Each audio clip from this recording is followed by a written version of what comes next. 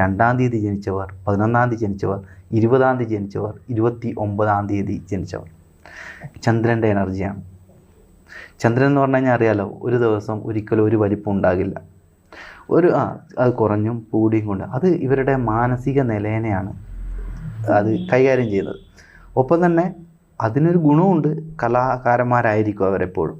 അപ്പോൾ ആ ഒരു ഗുണമുണ്ടെങ്കിലും ഈ ഒരു ഏറ്റക്കുറച്ചിൽ ഇവരുടെ മൈൻഡിൽ ഉണ്ട് എന്നുള്ളതാണ്. വളരെ സെൻസിറ്റീവായിട്ടുള്ള വ്യക്തിത്വമായിരിക്കും.